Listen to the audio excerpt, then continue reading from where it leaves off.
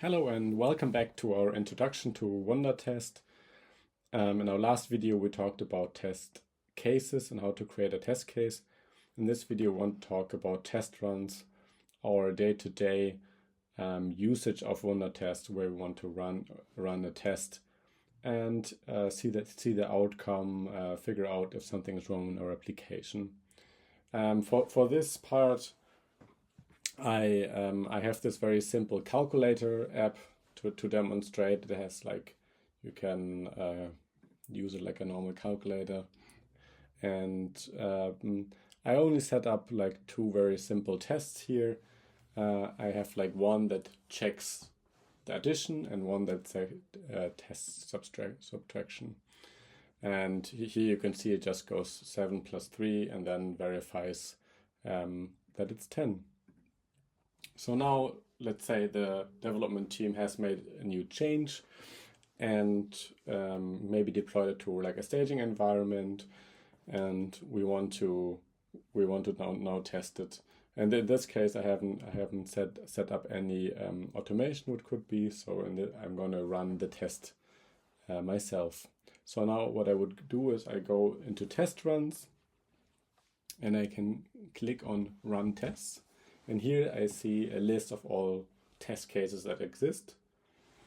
And now I can select what I want, or I can also say select all of these. In this case I only have 2. And then I click run tests. And now this is a test run. It can be either one test case or multiple test cases. In our case it's 2.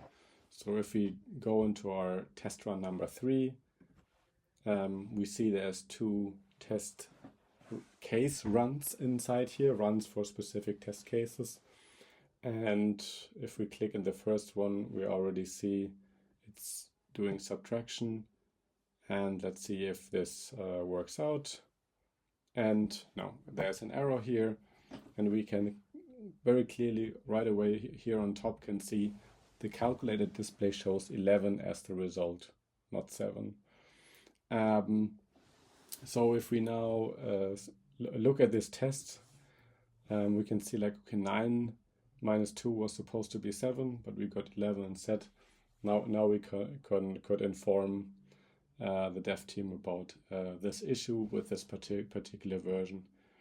And also if we look in the overview of all tests, we can see here the addition actually worked perfectly. Everything is green. We can verify it here.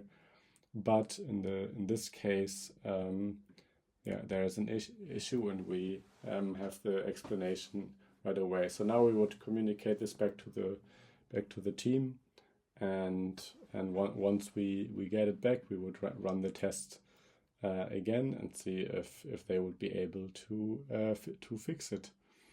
So this very simply is how you start test runs manually. The other option would also be to have this test run happen automatically, if through for example GitHub, but I would talk about this another time. Thank you.